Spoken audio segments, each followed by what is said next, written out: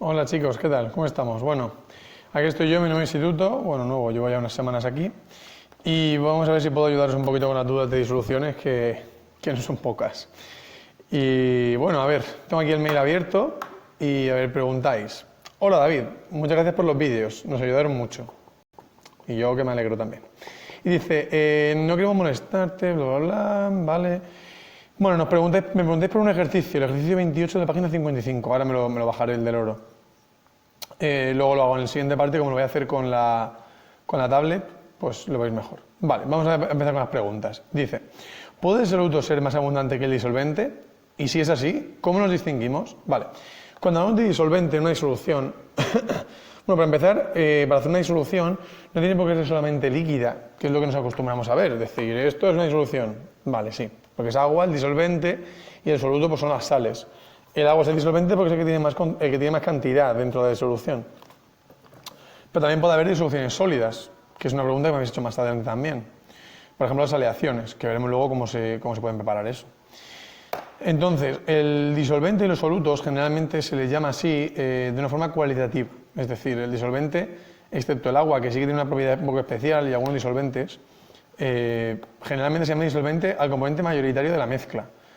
Por ejemplo, en el aire es una disolución gaseosa. El disolvente sería el nitrógeno, pues es el componente que tiene mayor proporción, ¿vale? Sabéis que es en torno al 78% de nitrógeno. Entonces, sinceramente no es muy importante diferenciar el disolvente del soluto si hay un 50% de cada uno de ellos. Es decir, si hay 50-50 es muy difícil decir cuál es el disolvente y cuál es el soluto. Pero normalmente cuando queremos saber cuál es el disolvente, vamos a hablar de disoluciones en las que se diferencia claramente, ¿vale? Para poder hablar de disolvente. Por ejemplo, si yo mezclo, 500 gramos de agua con 500 gramos de sal, muy posiblemente, la sal no se disuelva, entonces no tengamos una disolución. Entonces ya no podemos hablar de disolvente y de solutos. Hablamos de una mezcla y de sus componentes realmente, ¿vale? Normalmente el disolvente siempre es el componente mayoritario, como os he dicho, ¿vale? Entonces, vamos a ver, dice... En una disolución saturada, el soluto está en mayor cantidad que el disolvente. ¿Su proporción es la misma o qué pasa? Vale.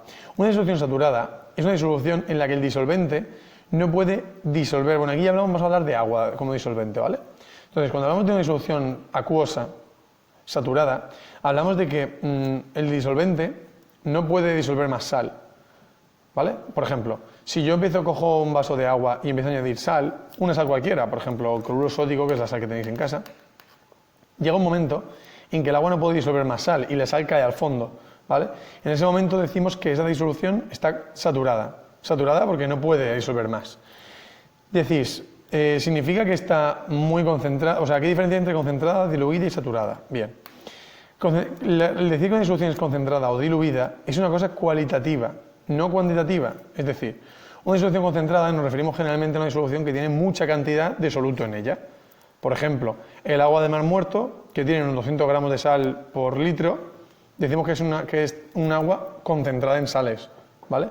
Sin embargo, podemos decir que el agua de un lago es un agua diluida en sales, porque tiene muy poca concentración de sales. Pero como veis, es algo cualitativo, no hay un número a partir del cual digamos esta disolución está concentrada o esta disolución está diluida. Es un hecho cualitativo. Por ejemplo, en los ácidos, decimos que un ácido es concentrado cuando el agua está saturada de ese ácido, ¿vale? Por ejemplo, el ácido clorhídrico, cuando está saturado, que es el 36%, decimos que es un ácido concentrado. Sin embargo, cuando lo diluimos, ese ácido concentrado en muchas partes, a lo mejor en 100 veces, decimos que tenemos un ácido diluido. Pero como veis, es una cosa cualitativa, para saber un poco de qué tipo de disolución estamos hablando, ¿vale? No es muy preciso, no es una definición muy precisa. Vale. Una cosa importante, una disolución diluida puede estar saturada. Por ejemplo, hay sales, como el carbonato cálcico, que son muy poco solubles, es decir, que con muy poquita cantidad de carbonato cálcico que pongamos, no se disuelve. Entonces, decimos que esa concentración puede estar saturada y a su vez podemos considerar que es diluida porque tiene poquita cantidad, ¿vale? Pero bueno, normalmente son cosas paralelas. O sea, decir que está saturada o no es una característica que normalmente está ligado a una disolución concentrada, normalmente, pero que no tiene por qué. Vale, dice, ¿Cómo se pueden hacer aleaciones siendo el soluto y el disolvente sólidos? Bueno, lo que se hace generalmente es prepararlo primero en fase líquida, es decir, lo que se hace, por ejemplo, es para preparar el acero sabéis que es hierro como disolvente y tiene pues, algunos agregados, algunos aditivos, como tiene, por ejemplo, carbono, tiene níquel, ¿vale? Depende del acero, pues tiene diferentes aditivos que le ponen. Entonces, eso en los altos hornos lo que se hace es, el hierro se pone a mucha temperatura y se funde. Bueno, eso es para la preparación del propio hierro, ¿vale? A la hora de preparar el acero. Y en la fase fundida es cuando se le añade ese carbono, ¿vale? Entonces, simplemente es como una fase líquida en la que se ha diluido y se ha homogeneizado y luego se solidifica formando una aleación, ¿vale? También hay aleaciones de oro, por ejemplo, que lleva cobre, o de oro blanco, que lleva platino, plata, ¿vale? Vale, ¿qué más? Dicen... Dice, ¿cómo se puede hacer aleaciones siendo soluto disolventes sólidos? Dice, ¿y uno sólido y otro líquido? No entiendo esa pregunta, la verdad. Pero supongo que se referirá a un disolvente líquido y un soluto sólido, supongo. A ver, disolvente sólido en un soluto líquido, no me imagino ninguna disolución, ¿vale? No, de hecho no creo que la haya, así como tal. No se me ocurre ninguna, la verdad. Lo contrario es muy sencillo, cualquier sal que pongamos en agua es un disolvente líquido con un soluto sólido. Bueno. ¿Qué relación hay entre la curva de solubilidad y las disoluciones? Bueno, luego haré una explicación de la curva de solubilidad justo en acabar esto. Y dice, si una disolución de soluto y disolvente están en la misma cantidad y tienen la misma cantidad, ¿cómo los distinguimos? Bueno, eso lo he respondido antes. Bien, y dice, ¿qué son los coloides? No los hemos visto, no sé qué, no sé cuántos... Vale, una disolución coloidal, bueno, una solución coloidal lo que tenemos no es una disolución en sí, tenemos una disolución que parece homogénea, pero que no es homogénea. Tenemos fases diferentes, pero que a lo mejor a simple vista no pueden verse. Por ejemplo, si mezcláis agua y un poquito de leche, tenéis una dispersión coloidal. ¿Cómo lo podéis saber? Bien, por un efecto que se llama efecto Tyndall. El efecto Tyndall es que las dispersiones coloidales, al tener diferentes fases, aunque sean partículas muy pequeñitas, tienen la propiedad de poder dispersar la luz. Entonces, al hacer pasar un láser, como tengo aquí, a través de esa disolución, podemos ver todo el caminito que hace el láser, todo el haz del láser, ¿vale? Aquí, por ejemplo, tengo una botella de agua, es una disolución, no es una dispersión coloidal. Entonces, si yo hago pasar el láser a través de ella, no se ve el haz que traza el láser, ¿vale? Si fuera una dispersión coloidal, sí que lo haría. Dispersiones coloidales hay muchas. Por ejemplo, un ejemplo de dispersión coloidal es el merengue. El merengue es el que se prepara con clara de huevo y se bate, ¿no? Se bate muy rápido. ¿Qué pasa? Que al batirlo muy rápido, microburbujitas muy pequeñitas de aire se meten dentro de la fase líquida, que sería la clara del huevo, haciendo que pues, se infle, formando ese merengue, ¿vale? Ese merengue lo que tenemos es con muchas bolitas pequeñas, muy pequeñitas de aire, metidas, capsulitas, dentro de toda esa fase líquida. Y eso es un coloide, ¿vale? Un coloide son dos fases, no es una disolución. Una disolución está toda en la misma fase y es homogénea, ¿vale? Es la diferencia entre coloide y disolución. Pero realmente a la hora de calcular, pues no sé, el porcentaje en masa es el mismo, o sea, los cálculos de concentraciones son los mismos que hacíamos antes en disoluciones. Entonces, vamos a pasar ya a la tablet, vamos a pasar ya a la libreta y voy a explicaros lo que es la curva de solubilidad. Bien. En el libro, por ejemplo, no he bajado ninguna a la tablet para poder enseñaros, tenéis algunas curvas de solubilidad de algunas sales, ¿vale? Y os pone una cosa así. Os pone generalmente en el eje de las abscisas, en el eje de las X,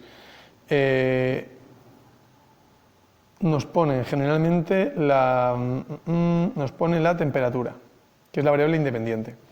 Y la variable dependiente es la solubilidad, que normalmente la dan en gramos por cada 100 mililitros de disolución. Vale, le he dibujado un poquito más. Bien, y nos dan diferentes sales, por ejemplo, pues no sé, el cloruro sódico tiene esta forma, cada sal tiene su propia curva de solubilidad.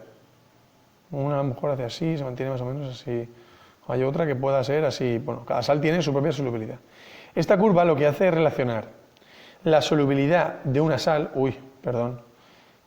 la solubilidad de una sal con la temperatura que se encuentra en la disolución. Como sabéis, cuanta más temperatura esté la disolución, más posibilidad tiene esa disolución de disolver sales. Por ejemplo, el colacao se disuelve mucho más fácil en leche caliente que en leche fría, ¿vale? Entonces, Vale, entonces, ¿cómo podemos saber la solubilidad, la saturación, bueno, la concentración saturada máxima que puede haber en una disolución a una temperatura? Pues eso es muy sencillo. Imaginaos que queremos saber la disolución de esta sal roja, que he puesto la curvita roja, en una disolución a 50 grados. Pues es muy fácil, solo hay que irnos a la temperatura de 50 grados, subir aquí y ver cuánto vale la solubilidad en ese punto, ¿vale? Ver el eje de las Is en ese punto. Y aquí nos dice a lo mejor, pues no sé, 20 gramos, aquí es un 20, ¿no?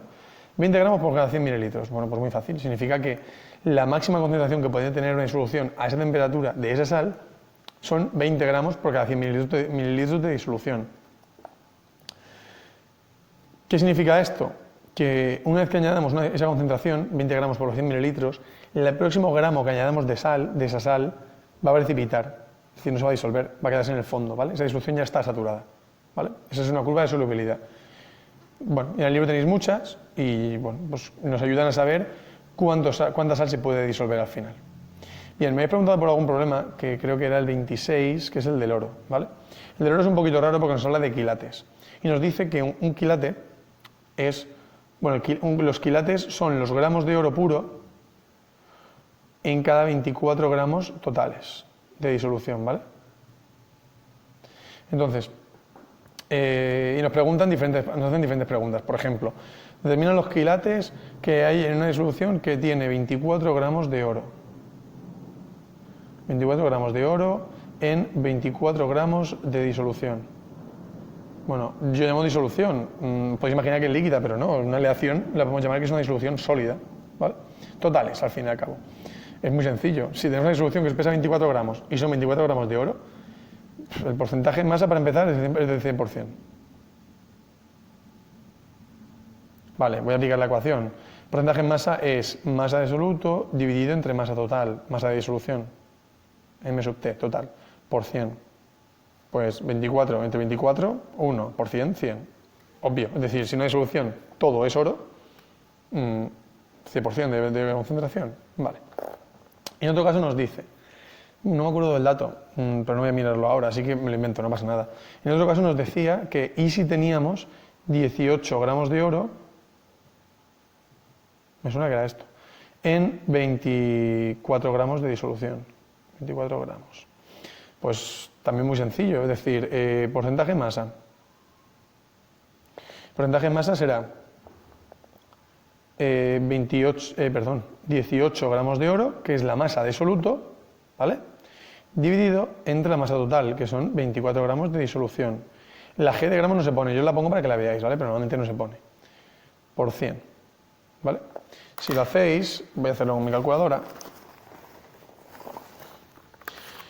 Si lo hacéis, os da 18 entre 24, 0,75. Pues bueno, un 75% en masa. Ese es el porcentaje en masa de esa disolución de oro, ¿vale? Bueno, me habéis preguntado por unos problemas y me habéis preguntado en uno de los casos que por qué a veces el 100 se multiplica y el 100 se divide en el porcentaje en masa. Bueno, voy a hacerlo como un ejemplo de ejercicios, de dos ejercicios diferentes, que así os respondo también a uno del oro también, de otro de oro que habéis hecho. Bien, el porcentaje en masa, como os dije en otro vídeo, lo que representa es el porcentaje que representa la masa de cada componente de la disolución. O sea, es la masa de cada soluto entre la masa total y por 100. Entonces, cuando digo de cada soluto es que en una disolución, si tiene 5 componentes, hablaremos de 5 porcentajes, ¿vale? Es decir, si tenemos, por ejemplo, oro, níquel, cobre, yo qué sé, por decir plata y zinc, pues tendremos 5 porcentajes diferentes. Cada uno tiene su porcentaje de masa en la disolución y ya está, es lo que representa el porcentaje. Entonces, depende de cómo nos pregunten el problema, es posible que a veces haya que despejar una cosa diferente a otra. Por ejemplo, el problema más sencillo posible es el que hemos hecho anteriormente. Nos pedían el porcentaje en masa y nos daban la masa de soluto y la masa total. Bueno, pues entonces solo hay que aplicar el porcentaje en masa. Y decís, ¿por qué el 100 a veces multiplica y a veces divide? Pues en este caso el 100 multiplica, porque lo dice así la expresión de porcentaje. Ahora, imaginemos un caso diferente. Imaginemos que yo os digo, que es como el ejercicio que me habéis preguntado en otro mail. Imaginemos que yo os digo, quiero preparar 100 gramos de aleación. 100 gramos que además contengan un porcentaje mínimo de un 98% de oro. Vale, en lugar de 100 gramos, que es demasiado fácil, voy a poner 120 gramos. Muy fácil porque es un porcentaje, entonces es demasiado fácil. Bien, entonces, y nos dicen, ¿qué masa de oro hay que coger? Vale, vamos a ver cómo sería. Esto es un caso en el que sabemos, ¿qué conocemos de aquí? Conocemos el porcentaje y conocemos la masa total, no de soluto, ¿vale? Y nos piden la masa de soluto. Entonces, pues hay que despejar la masa de soluto simplemente. Sería, a ver, 98% será igual a la masa de soluto, que no la conocemos, o sea, nuestra incógnita, dividido entre 120, que es la masa total de disolución, que es lo que nos da en el problema, y por 100. Y aquí es lo que decís que a veces de 100 multiplica y de 100 divide. Es decir, 120 está dividiendo, pasará aquí multiplicando para poder despejar la masa de soluto, y el 100 que está multiplicando, pues va a pasar, dividiendo, ¿vale? Así de fácil. Entonces, masa de soluto será igual a 120 por 98 y todo esto dividido entre 100. Muy sencillito, ¿vale? Que eso nos tiene que dar 116, creo. Voy a calcularlo. 120 por 98 entre 100 me da 117, algo. Bueno, 117,6 gramos de oro. Ya está.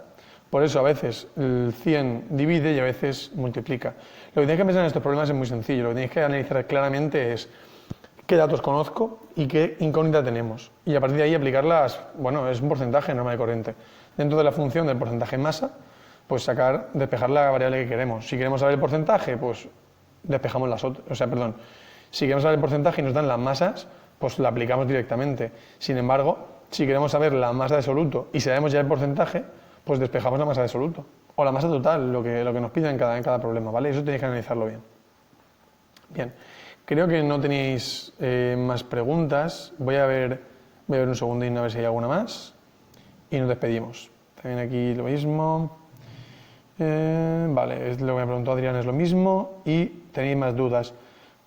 Vale, la duda era de por qué 100 multiplica y a veces se divide. Bueno, pues ya está, chicos. Creo que con esto ya vuestras dudas más o menos las he resuelto lo mejor que he podido en un vídeo de... no sé. Bueno, chicos, se me ha congelado el vídeo. Bueno, que espero con esto haber resuelto vuestras dudas y cualquier duda que tengáis, pues me podéis enviar un mail y trataré de ayudaros en la medida de lo posible. Espero que todo vaya muy bien y, bueno, espero que nos vemos pronto. Saludos, chicos.